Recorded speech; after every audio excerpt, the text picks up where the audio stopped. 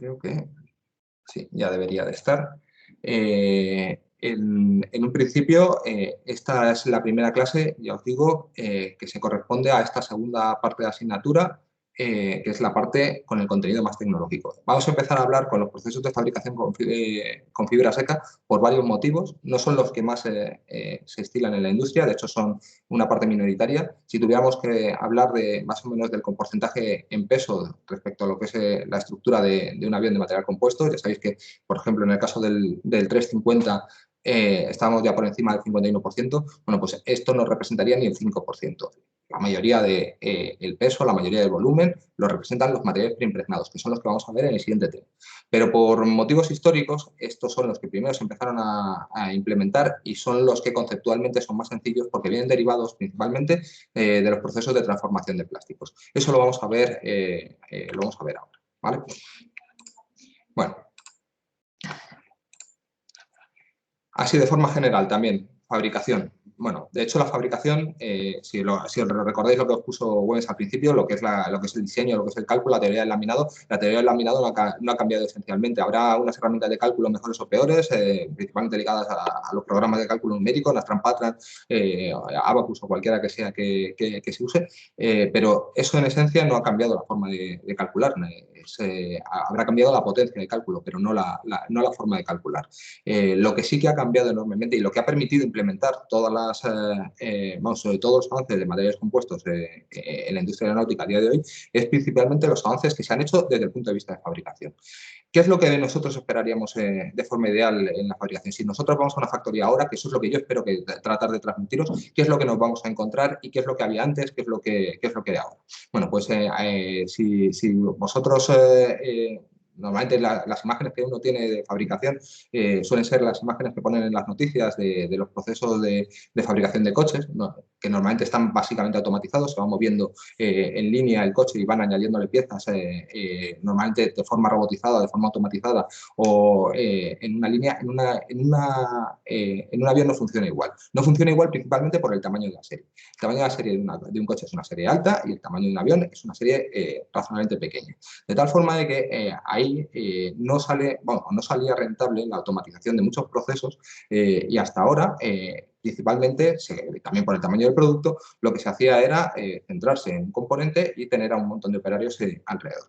Bueno, con la fabricación de materiales compuestos cambió el tema. ¿Por qué? Bueno, principalmente, ya lo veremos, tiene que ver con el proceso, sobre todo, de uso y de manipulación de las resinas. Las resinas van a caducar, van a cambiar, se van a modificar a temperatura ambiente y el problema que conlleva eso es que eso va a reducir los tiempos de uso y los tiempos de manipulación de nuestros materiales. Para poder fabricar grandes aeroestructuras necesitábamos no muchas personas, sino un robot o un medio automatizado que básicamente depositara mucho material rápidamente y permitiera así, antes de que el material caducara, poder fabricar ese componente.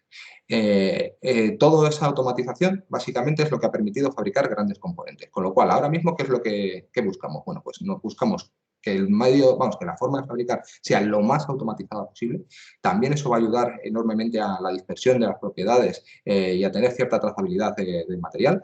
Que se salgan las estructuras lo más integradas posibles. Aquí no solamente estamos hablando de configurar laminados con cambios de espesores o con direcciones privilegiadas dependiendo del laminado que nosotros elijamos, sino que vamos a tratar de integrar elementos rigidizadores en los propios revestimientos. ¿Por qué? Porque así vamos a evitar posteriores uniones mecánicas, adhesivas o del tipo que sea, y así, aparte de que facilitamos que esa unión no se tenga que hacer luego de forma manual o haya que hacerla posterior en el proceso de integración, ya directamente tener el elemento integrado, pues también favorece el proceso de diseño, las propiedades que vamos a tener de un material, con los refuerzos integrados van a ser mucho mejores que las que vamos a tener de la integración de los diferentes elementos por separado.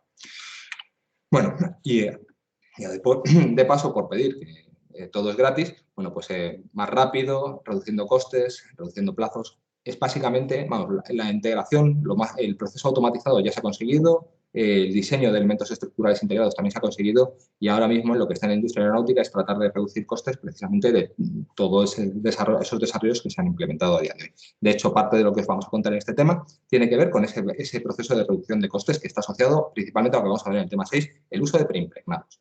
Más cosas así de formas generales que tenemos que ver en la fabricación. Bueno, pues los materiales compuestos tienen un parecido relativo con lo que es la impresión 3D. ¿Qué parecido tienen? Bueno, pues al final tienen una fabricación aditiva. ¿En qué consiste eso? Bueno, pues nosotros vamos apilando capas de material donde nosotros nos interesa.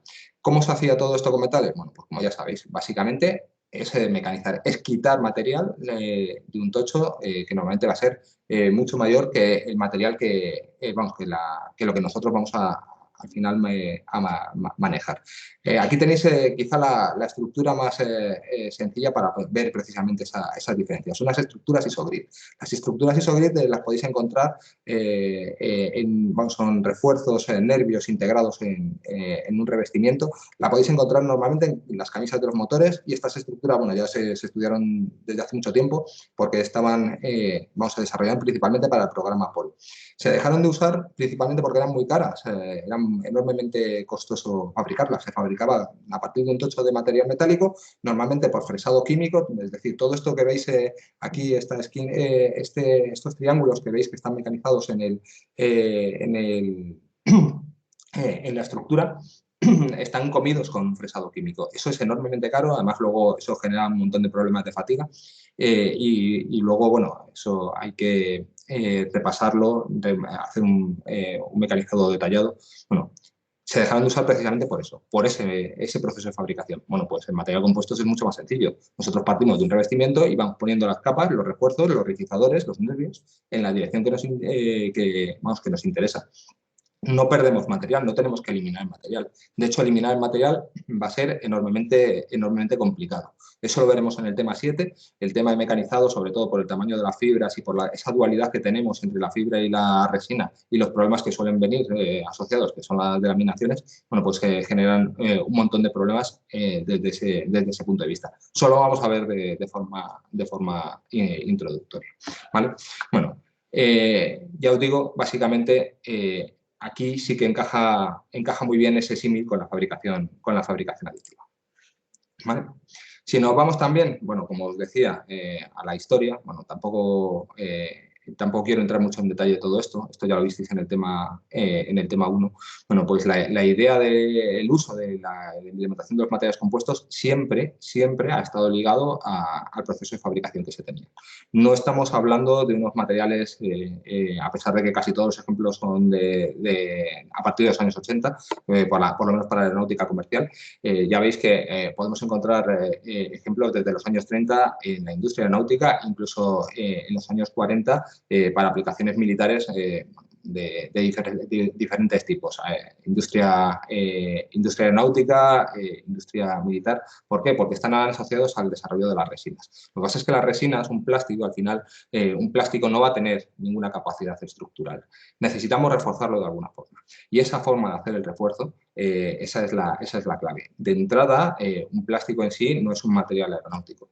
Si nosotros combinamos una fibra de refuerzo de forma adecuada con un plástico también de forma adecuada, que es lo que vamos a ver a partir de ahora, es decir, materiales compuestos hay muchos, pero materiales compuestos con calidades aeronáuticas es muy complicado y hay razonablemente pocos, bueno, pues eso es lo que precisamente permitió a partir de los años 50 poder implementarlo en la industria. Hasta entonces se usaban, sí, pero básicamente como sustitutos de bajo coste para aplicaciones un poco singulares. ¿Vale? Bueno, ya os digo, esto es más de lo mismo. Como os decía, básicamente a partir de desarrollar los productos en los años 80, sobre todo los productos que permitían esa fabricación, es cuando empezaron a utilizarse en aplicaciones aeronáuticas. La automatización es lo siguiente que vino. Aquí, si recordáis, hay una empresa española, M. Torres, que además, bueno, justo su fundador, Manolo Torres, falleció a finales del año pasado. Bueno, pues ligado a construcciones aeronáuticas en su día, ahora Airbus España, pues desarrolló todas las máquinas de automatización de procesos que básicamente se han implementado en la industria no solamente española, sino también a nivel mundial.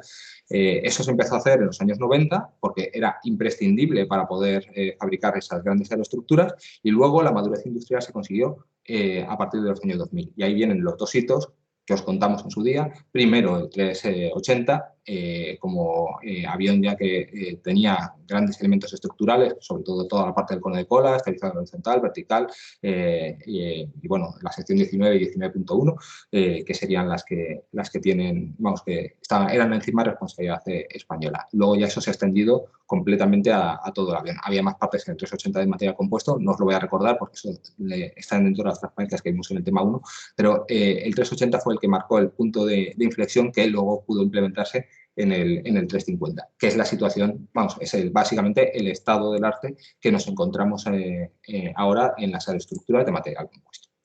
Bueno, esto de forma introductoria, pero ¿de dónde viene todo esto? Bueno, pues todo esto principalmente viene del método humano. ¿Cómo fabricaríamos unos materiales compuestos si nosotros tuviéramos los ingredientes? Bueno, básicamente tenemos dos ingredientes, serían las fibras de refuerzo y la matriz, la resina, ¿no? Bueno, pues la forma más fácil, a lo mejor, la forma más intuitiva, y ya os digo, y ya de entrada, la forma que no es para nada aeronáutica, sería coger esos materiales y tratar de mezclarlos pues, bueno, a mano con un poco de cuidado.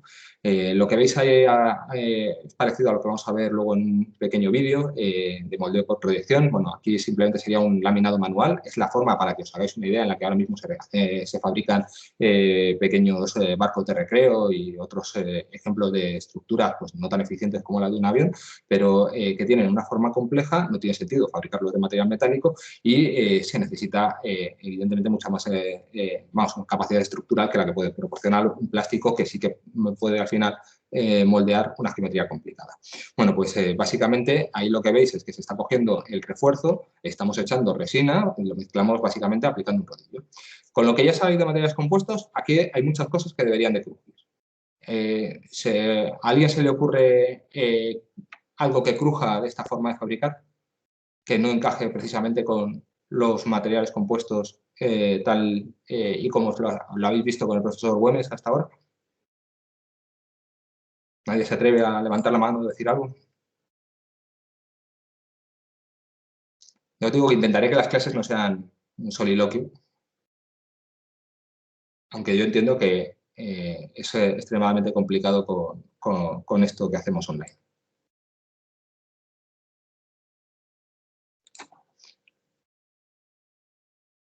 ¿A nadie se le ocurre nada?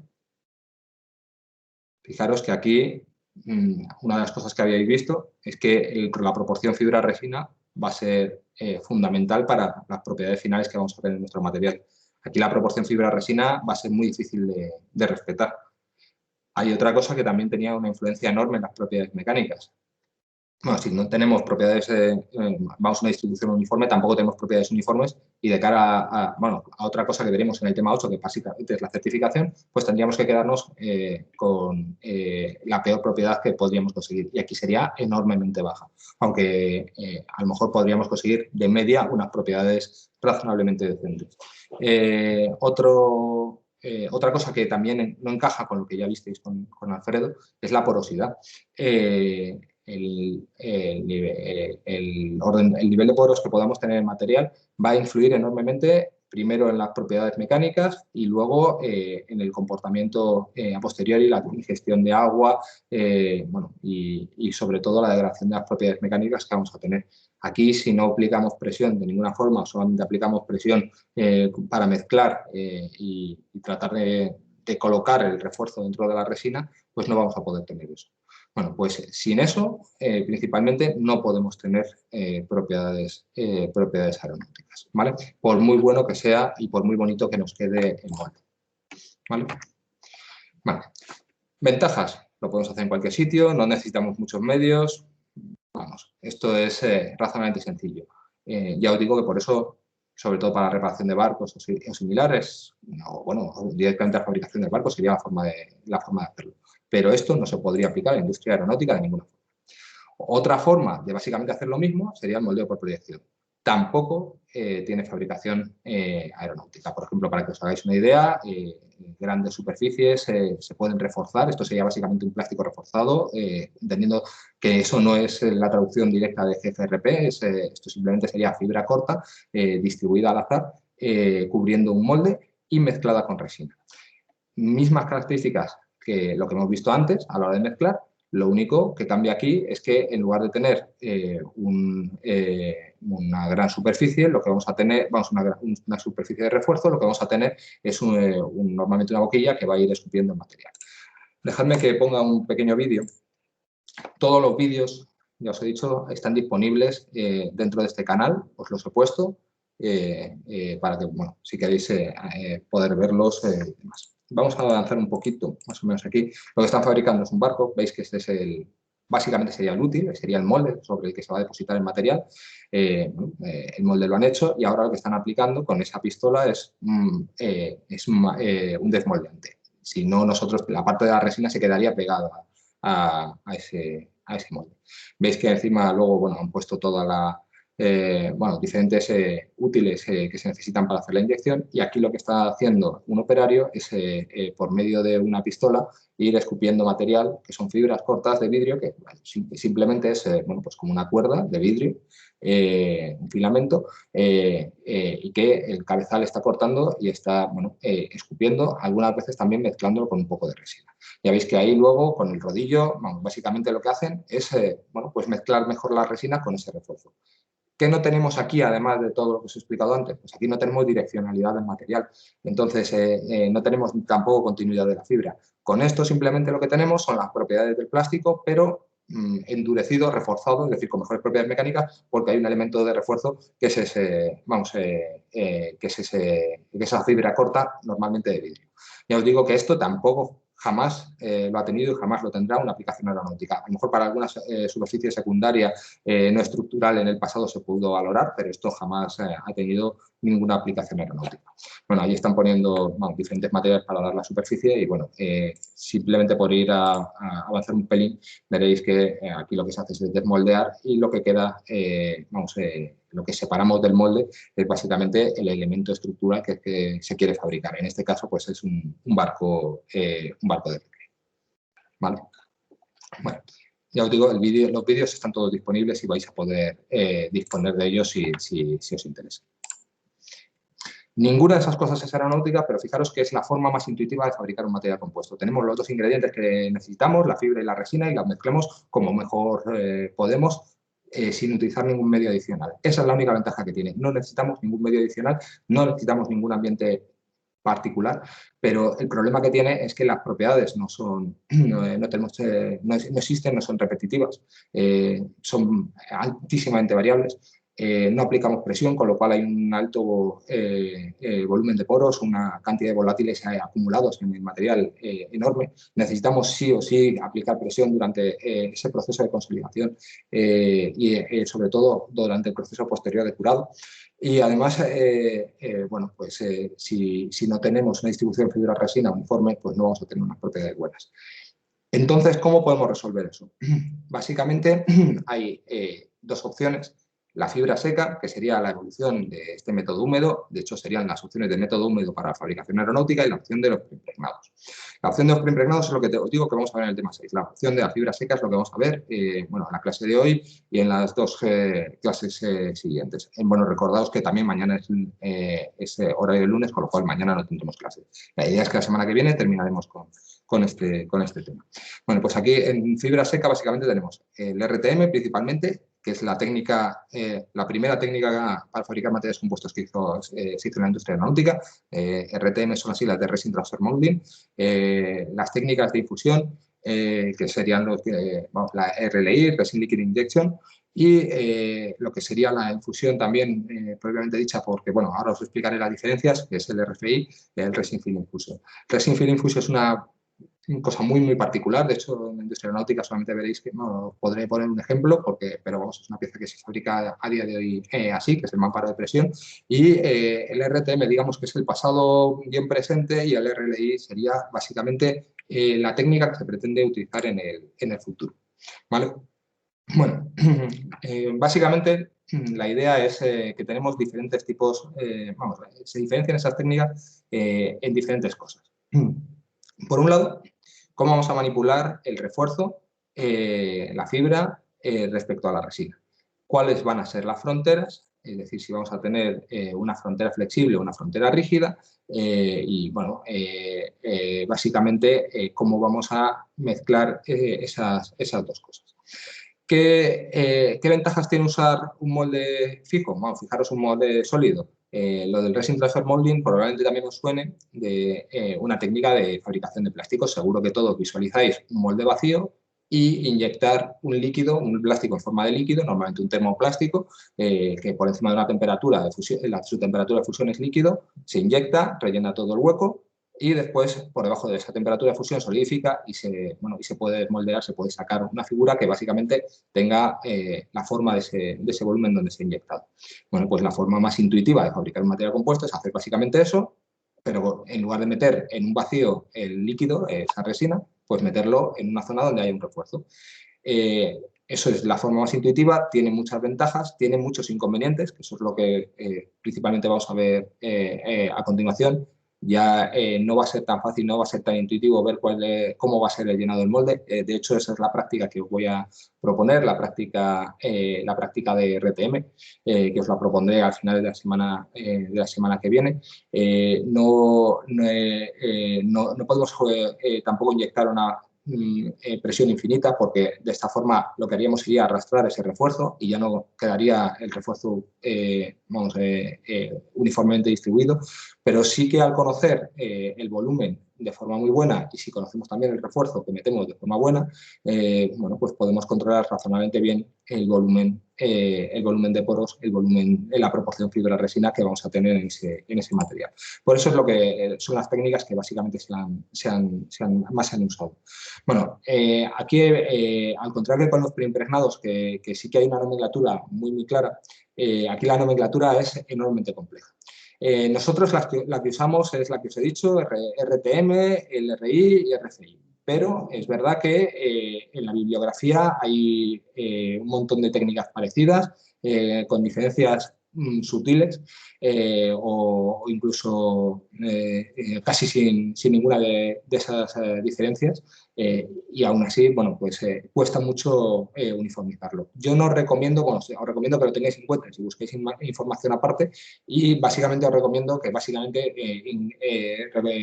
consultéis la bibliografía de referencia que tenemos o lo que yo os voy a poner, material que yo os voy a poner, que siempre utilizan estas referencias, ¿vale?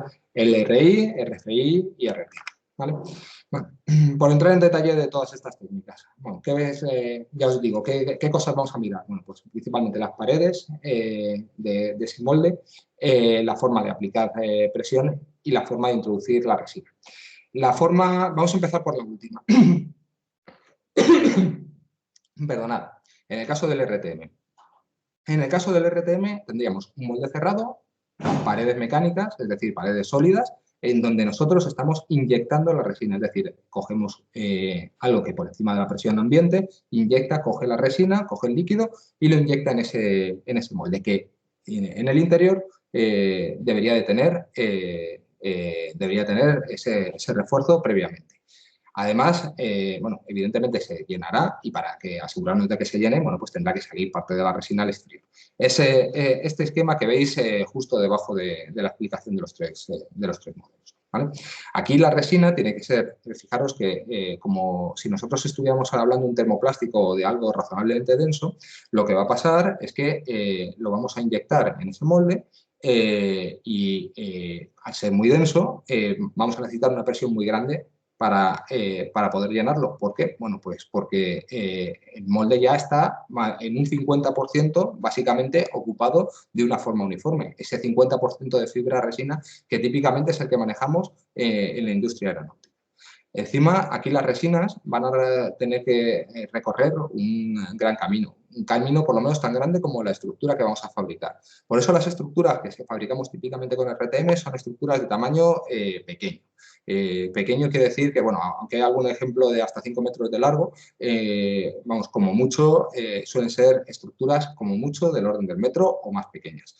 Ese metro es básicamente la distancia que pueden recorrer las resinas desde el punto de inyección hasta el punto donde estamos haciendo vacío, ¿vale? ¿Alternativas a fabricar algo más grande? Pues sí, imaginad que aquí los moldes, los veremos luego, son de acero. habría que cerrarlos bien, un molde de acero de 1 metro ya tiene cierto peso. Para superficies grandes, como las superficies aeronáuticas, que luego veremos, tipo ala o tipo estructura, como bueno, esos revestimientos de ala o similar, esto no encajaría. O, por ejemplo, con el barco que habéis visto antes, cómo fabricaban con proyección. ¿Cómo podríamos aplicar presión ahí? Bueno, pues con una cosa que veréis en las prácticas, que es la bolsa de vacío y que detallaremos en el tema siguiente. Básicamente, la bolsa de vacío es sustituir uno de los moldes, es decir, tendríamos una superficie, apilaríamos ahí el material y encima lo que veis es, creo que veis el puntero cuando yo lo muevo aquí en el ordenador, lo que veis es una superficie de bolsa que al hacer vacío va a compactar todo el material. Ahí, al contrario que antes, no vamos a inyectar la resina. ¿Por qué? Bueno, pues porque si inyectamos la resina se nos hincharía como un globo. Lo que hacemos es básicamente succionar la resina. Hacemos vacío en un extremo y esperamos a que la resina colocada en el otro vaya entrando progresivamente. ¿Vale? Es la solución básicamente para conseguir la fabricación de grandes superficies bueno, con técnicas, con esta técnica técnica húmeda. El problema es que al no aplicar la presión, el volumen de poros normalmente es razonablemente elevado. Entonces, no se pueden conseguir las propiedades que luego vamos a ver que se pueden conseguir con preimpregnados. Esto a día de hoy se está trabajando en ello con nuevos desarrollos de resina básicamente limita esta técnica a la fabricación de palas de aerogenerador o componentes o barcos ya de tipo Copa América, es decir, no sería el pequeño barco que habéis visto antes, ya tendrían cierto componente de ingeniería, pero está muy lejos todavía o razonablemente lejos de las propiedades que podemos conseguir o que podríamos necesitar en la industria aeronáutica. Luego tenemos el RFI. El RFI, Resin Film Fusion, es una particularidad. Básicamente consiste en ir intercalando fibra y resina, una capa de resina, parecido a cuando compráis un film de resina, un film de adhesivo para poder unir dos superficies, como cinta de doble cara o similar. Y aquí básicamente la resina no va a recorrer un gran camino, simplemente va a ir moviéndose o va a ir traspasando a través del espesor. Se van a intercalar, te digo, las capas de fibra y de resina. ¿Cuál es la ventaja de todo esto? Bueno, pues principalmente generar superficies con geometría curva. Eso lo veremos luego, pero básicamente es que al conformar las superficies, como las capas no están unidas, eso permite al material adaptarse sin generar arrugas u otros problemas a geometrías, bueno, como os digo, el mamparo de presión o similar. Básicamente el mamparo de presión es la única forma de hacerlo y bueno, es una pieza que se fabrica en Alemania por medio de esta técnica y es la única razón por la que partimos, os lo explicamos. Bueno, ¿cuáles serían los procesos de fabricación? Eso lo vais a ver continuamente, vais a ver que vamos a repetir esto muchas veces, sobre todo para que os podáis, para que lo podáis comparar, siempre vamos a tener prácticamente las mismas etapas. La primera va a ser la limpieza y la preparación del molde en todos los casos. Recordáis que antes fabricaban el molde y luego le echaban el desmoldeante, básicamente sería eso. En este caso prepararíamos la resina. Aquí la resina, recordad que no, salvo en casos muy particulares, con resina bicomponentes y demás, normalmente solo trabajamos con una resina monocomponente, ¿no? Entonces habría que desgasificarla, extraerle todos los poros y prepararla para hacer esa inyección, normalmente subirle la temperatura para que baje la viscosidad, que es una de las cosas que vamos a ver ahora. En el caso del RFI, simplemente cortar la resina y irla intercalando. Bueno, luego fabricar el refuerzo. El refuerzo lo vamos a manejar en general, ya lo habéis visto con Güemes, básicamente como material, como tejido. Serían unas láminas que podríamos ir apilando en donde nos interese para poder reforzar la zona que nos interese o generar los refuerzos en la zona que nos interese. En el caso del RFI, ya os digo, se intercalaría eso. Después conformaríamos ese refuerzo, básicamente lo adaptaríamos a la forma que nosotros queremos que tenga nuestra estructura. La colocaríamos, la cerraríamos en la bolsa de vacío o en el molde, inyectaríamos la resina, haríamos el curado y desmoldearíamos. Bueno, eso lo vamos a ver que hay sutiles diferencias entre las tres técnicas de fabricación que os he mencionado y os lo explicaremos a posteriori. Aquí, al contrario que en el material preimpregnado, en el que ya está la fibra de refuerzo mezclada con la resina desde el inicio, aquí hay dos procesos por separado. Primero la fibra de refuerzo cuando se está apilando y luego la resina por otro lado, que se mezclan en el proceso de inyección, y luego ya el resto del proceso es común. Bueno, pues en el preimpregnado pues tendríamos básicamente un único camino. Aquí tenemos dos caminos que confluyen en la inyección. ¿Vale? Bueno, esto es más de lo mismo que os he explicado. Bueno, básicamente serían las diferentes formas de clasificar los diferentes procesos. En el caso del formato de resina, pues la del RTM y la del RLI son prácticamente vamos, unas resinas iguales. Para que os hagáis una idea, bueno, en el caso del RTM, la resina, la única resina que está certificada para la industria aeronáutica es la RTM6. En el caso de la infusión hay muchos más tipos de resina. Son resinas que sobre todo tienen muy baja viscosidad. Y muy baja viscosidad en general está unido a muy baja tenacidad. Y ya sabéis que uno de los problemas del uso de materiales compuestos es precisamente su comportamiento de impacto, con lo cual pues, no es lo más aconsejable tener encima algo que empeora ese comportamiento de impacto que ya viene por la naturaleza de fabricación por diferentes capas que tienen los materiales compuestos, ¿vale? Bueno, en el caso del RFI, aunque pone sólida, realmente, realmente es algo que tiene, sí que tiene un volumen definido, pero no sería completamente sólido, simplemente es una resina lo suficientemente densa como para mantener su forma, ¿vale? Bueno, ¿cómo introducimos la resina? Lo que os decía, en el caso del RLI hacemos vacío por un lado y se aspira. En el caso del RTM, y esa es una de las razones para conseguir baja porosidad y tener mejores propiedades, es que inyectamos, con lo cual podemos inyectar a más presión, que simplemente esa diferencia de presiones que saldría entre una atmósfera y el vacío por el que estaríamos succionando. Y en el caso del RFI, al estar intercaladas en la... al estar intercalada durante la propia fabricación, se quedaría ya directamente dentro del molde, ¿vale? En el caso del RFI y el RLI, la frontera es la misma, es la bolsa de vacío, que ya os digo, la explicaremos en prácticas y en el tema siguiente. Y en el caso del RTM es rígida, es decir, básicamente vamos a rellenar, luego cuando inyectemos, la resina va a encontrar dos superficies que van a limitar la forma de la pieza, que van a ser los bordes del molde, ¿vale? En un caso, pues la forma de aplicar la presión, pues también es relativamente diferente. En un caso se va a hacer el vacío y la atmósfera, básicamente la frontera de la bolsa de vacío. Lo mismo para el RFI. Y en el caso del RTM, pues la frontera va a generar, cuando nosotros sacamos la inyección, por acción-reacción, pues será esa frontera mecánica, esa forma de aplicar la presión típicamente se denomina es mecánica. Pero simplemente es por eso, por lo que os digo, es un molde en principio rígido. Aparte de ser de acero, que es un material muy rígido, también tiene un espesor para nada despreciable para poder hacer unas inyecciones a altas presiones. Luego os enseñaré varias fotos de los moldes que vamos a usar. Veréis que hay unos asteriscos, y que principalmente en el tema de la infusión y del RFI, que indican que excepcionalmente se puede usar el autoclave. Bueno, el autoclave ya lo veremos en el siguiente tema. Es básicamente un recipiente a presión. Podemos inyectar muy altas presiones junto con la bolsa, pues así eso nos permite extraer los volátiles.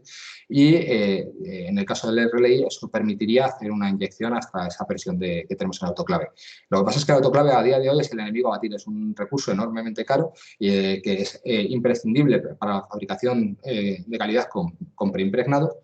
Pues apenas tiene sentido aplicarlo aquí, salvo para cosas muy, muy particulares. Para que os hagáis una idea, en el caso de la infusión, Bombardier sí que lo ha usado para fabricar componentes aeronáuticos. Pero bueno, y el caso del RFI es que ya directamente es singular en sí mismo y pues para conseguir las piezas de calidad aeronáutica, que ya os digo que se fabrican para el bus, en el caso del mampara de presión, pues sí que se está usando, ¿vale? Bueno, aquí más de lo mismo. Básicamente la viscosidad de la resina está asociada al camino que tiene que recorrer la resina. Antes os lo decía, en el caso del RTM y de la infusión, como tiene que recorrer toda la pieza, pues la viscosidad que necesitamos es baja para que pueda penetrar por todos los huecos que deja el refuerzo. Y en el caso del RFI, la viscosidad de esa resina, ya per se, por la forma de manipularlo, va a ser muy alta, ¿vale? Bueno, el efecto del tipo de frontera, bueno, básicamente eso nos va a condicionar varias cosas, el ratio fibra-resina, la proporción fibra-resina, por poder hacer la presión y poder inyectar a presión o no. En el caso del RTM sí que se va a poder conocer muy bien, precisamente por eso se ha usado en la industria aeronáutica. En el caso de la infusión del RFI, pues no tanto. Y la calidad superficial. La calidad superficial, en los materiales compuestos, pensad en ellos como un plástico, van a rellenarla, en el caso de un molde cerrado, se va a quedar con la forma de ese molde, con lo cual con la calidad superficial que tenga ese molde, se haya mecanizado ese molde, y una bolsa, al final, pues no tiene forma, va a tener una forma razonablemente irregular, a pesar de que nosotros le vamos a dar presión para que se compacte, con lo cual esa cara va a ser enormemente rugosa. Los que vengáis al laboratorio y veáis las piezas, pues vais a poder ver más o menos qué forma van a tener o qué calidad superficial vamos a tener. Bueno, más cositas. Aunque llevamos un rato hablando del tema, también de la viscosidad, ya os digo que la viscosidad va a ser la clave. De hecho, la viscosidad es la mayor diferencia que vamos a tener respecto a los preimpregnados, porque los preimpregnados, el material, la fibra va a ser exactamente la misma, y la resina, y no solamente el formato de resina y cuándo se mezcla, sino sobre todo, bueno, la resina en sí mismo es lo que va a cambiar enormemente. Los preimpregnados vamos a tener mucha más variedad de resina. Aquí necesitamos una resina que sí o sí nos permita rellenar todos los huecos, es decir, que tenga una viscosidad muy baja.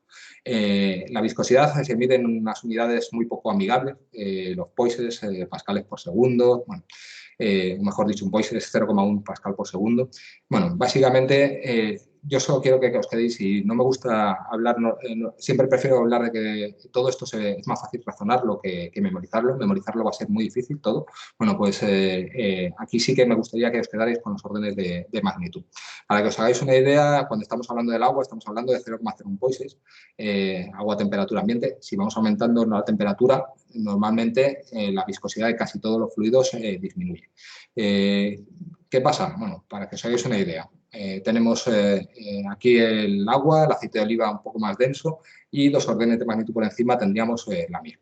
Bueno, pues lo normal es que muy por encima de los 1000 poises es cuando tengamos los preimpregnados. ¿Qué va a suponer eso? Bueno, pues sacar todo el aire ocluido en la resina, en el líquido, va a implicar el uso de muy altas presiones. Para evitar todo eso, ¿qué es lo que hacemos? Pues por un lado aumentamos la temperatura, no es una relación directa, pero todos los fluidos, como os decía, aumentar la temperatura disminuye la viscosidad. Eso nos va a permitir, por un lado, hacer los dos procesos, principalmente la preparación de la resina, desgasificarla, es simplemente pues, hacer vacío en un recipiente a muy alta temperatura, estamos hablando de unos 150 grados, y eso nos va a permitir que todo el aire que está fluido en el líquido pues salga. Y luego inyectar también a alta presión para poder rellenar el molde sin generar esa porosidad. Esa inyección normalmente se hace unos 120 grados. Fijaros que el rango de viscosidades que vamos a tener es del orden del aceite de oliva, y tenemos que, una porosidad admisible típicamente del orden del 2%, razonablemente baja para lo que es el volumen del material, y encima muy poco hueco al tener ya la preforma dentro de, el refuerzo dentro del molde, y ocupando básicamente el 50%, porque ese 50% de volumen de fibra, 50% del volumen que queremos rellenar. Bueno, al final vamos a trabajar, ya os digo, con unas presiones, con unas viscosidades muy bajas, y eso nos va a permitir fabricar con inyecciones típicamente por debajo de los 10 bares. Por encima de los 10 bares, encima, al inyectar se distorsionaría la forma de refuerzo. ¿Vale? Bueno, no sé si tenéis alguna duda de todo esto que os he contado o...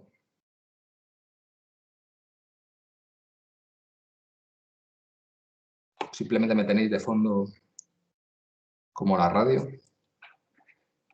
Bueno, pues entonces vamos al siguiente de los ingredientes, el refuerzo. Aquí hay mucha más variedad. Los refuerzos, básicamente, los hay de diferentes tipos. Y la gracia, el refuerzo en sí mismo es, bueno, casi carente de interés, pero lo que básicamente vamos a utilizar son las preformas. ¿Qué diferencia hay entre refuerzo y preforma? Bueno, pues básicamente el refuerzo sería el material que nosotros vamos a comprar y la preforma va a ser el material que vamos a usar de refuerzo manipulado, cortado con la forma final de la pieza, pero todavía en este caso sin resina. En el caso de los preimpregnados también se llama preforma, a pesar de que tenga la resina, pero previamente al curado. ¿Qué pasa? Previamente al curado, previamente a la inyección de la resina, lo que vamos a tener aquí es, vamos, básicamente el material pues sin esa matriz, con lo cual tendrá que tener exactamente la misma forma, estará distribuida la resina exactamente igual y lo que tendremos que hacer es ver qué material o qué tipo de refuerzo tenemos que utilizar precisamente para poder obtener las propiedades que nosotros queremos. ¿Qué tipos de refuerzos vamos a usar? Bueno, pues hace 2 o 3 años no os hubiera contado esto mismo. Normalmente las fibras, las mechas unidireccionales hasta ahora no se consideraban, pero ahora, gracias a las nuevas técnicas de fabricación automatizadas, sí que se empiezan a utilizar en la industria aeronáutica. De hecho, ya hay desde el año 2017 hay un avión volando, un Irkut, no es un avión, Irkut es una compañía de fabricación rusa, pero ha fabricado un avión tipo 320. Bueno, pues no es tan estandarizado como los aviones Airbus o como los aviones de Boeing, pero bueno, ya utiliza esta técnica de fabricación. Lo normal, que es el apilado de refuerzos bidireccionales, básicamente las telas, es decir, básicamente un tejido bidimensional con su trama de subtimbre o, bueno, o los non-kin fabric que ya veremos, que nos van a permitir, mediante el apilado, pues tener diferentes zonas reforzadas, diferentes espesores y, bueno, generar diferentes geometrías simplemente plegando. O directamente, por otras técnicas, bien trenzados o similar, o cosido, generar preformas 3D, es decir, ya con una forma claramente tridimensional, con formas claramente fuera de plano, sin necesidad de hacer ningún plegado como haríamos en el caso del tejido, para generar esos elementos de refuerzo. Bueno, aquí yo creo que lo podéis ver muy bien. Esto ya lo habéis visto, los tejidos que básicamente salen de coser la trama y la urdimbre, los hay biaxiales, triaxiales y demás, la fibra unidireccional. Recordad que aquí no estamos hablando de la fibra corta o fibra cortada, fibras de menos de 2 milímetros, sino estamos hablando de fibra continua. Eso es lo primero que os voy a contar. Y luego ya pasaríamos a los tejidos 3D, que son mucho más complejos. De hecho, la mayoría de ellos todavía están en estudio, aunque pueda parecer trivial que cuando hablamos de algo que seguro que a todos os suena, que es trenzar. Trenzar no solamente las trenzas del pelo, pero sino también las trenzas de ropa, es decir, trenzas con fibras textiles. Seguro que os parece, algo normal. Bueno, pues cuando estamos hablando de unas fibras con muy baja deformación, con un comportamiento enormemente rígido, es muy complicado, muy complejo trenzar y generar geometrías complicadas. Luego os enseñaré algún vídeo y espero que podáis ver esa dificultad. ¿Vale? Bueno, desde el punto de vista de fibras unidireccionales, ya os digo que esto hace 3 años o hace 2 años siquiera nos lo contaría igual. Básicamente era una de las limitaciones que tenemos en el RTM o bueno, en el resto de la fabricación con fibra seca. ¿Por qué? Porque pensad que tenemos que distribuir de forma uniforme las fibras, bien fibra de vidrio, fibra de carbono, a lo largo de un molde. Y no habría ningún aglutinante como hay en el caso de los preimpregnados. ¿Cómo depositamos algo y conseguimos que se quede ahí con cierta precisión previamente a esa inyección de fibra? Bueno, pues se han desarrollado unos filamentos, unos tours, con un poco de material, un velo, un poco de material termoplástico, básicamente en la superficie. Normalmente a través de un cabezal, que puede ser, bueno, de hecho, eso que veis aquí de la máquina de Coriolis, que veis a la derecha, una pequeña luz, normalmente ese cabezal lo que tiene es un láser que va a fundir el material y al fundir el material, esas pequeñas gotitas de resina, que no hay que confundir con lo que luego va a ser la matriz, eso solamente va a servir para fijar el material cuando lo estamos depositando. ¿Qué vamos a conseguir con esto? Bueno, pues poder fabricar con fibra continua y poder bueno, pues, generar laminados en las direcciones y en las zonas que nosotros queramos, ¿vale? Bueno, ya os digo, esto hasta en el 2010 aproximadamente se empezó a estudiar, hasta el 2017 no se aplicó una estructura aeronáutica y a día de hoy todas las empresas, tanto Boeing como Airbus, están estudiando cómo hacerlo bien porque se supone que permitirá ahorrar principalmente el autoclave y es mucho más barato que la fabricación con preimpregnados, que a día de hoy es la que está implementada a pesar de todos los perjuicios, principalmente económicos, que tiene. ¿Vale? Para que veáis, os hagáis una idea, ahí podéis ver el robot de Coriolis que estaría cubriendo una superficie, axisimétrica. Fijaros que tiene direccionalidad, creo que podéis apreciar, podéis apreciar todos los diferentes zonas, diferentes brillos que se corresponden con las diferentes orientaciones del material y eso pues, nos permite customizar la estructura que nosotros vayamos a fabricar. Pensad que aquí solamente está la fibra y luego tendríamos que inyectar la resina y que se fabrique el material compuesto, la resina manteniendo la fibra en el sitio donde la hemos depositado. ¿Vale? Los tejidos 2D sería básicamente la forma normal de fabricación que teníamos hasta ahora. Bueno, bien tejido plano, satinado, similar. O incluso, bueno, a lo que os comentaré luego, los non-prefab fabric que nos van a permitir, bueno, aquí los tejidos lo que hacen es coger diferentes filamentos y los vamos a trenzar entre sí. Y así dotarle de cierta unicidad. Básicamente lo mismo porque con la fibra que forma nuestra ropa. Esto sería un elemento 2D y la forma de generar geometrías 3D básicamente sería cortar diferentes patrones e ir apilándolos, ¿vale? Bueno, ¿cómo se fabrica esto? Bueno, pues se fabrica exactamente igual que como se fabricaría un tejido normal. Fijaros que ahí veis la fabricación de una máquina de fabricación de un tejido, pero con para nada su utilidad de que todo el material, para que tenga una proporción razonable y mantenga una calidad razonable, tiene que estar lo suficientemente tenso. Y tensar un material compuesto con la rigidez que tiene es enormemente complicado o mucho más complejo, por lo menos, que con las fibras textiles que manejamos. El proceso, por lo demás, es exactamente igual.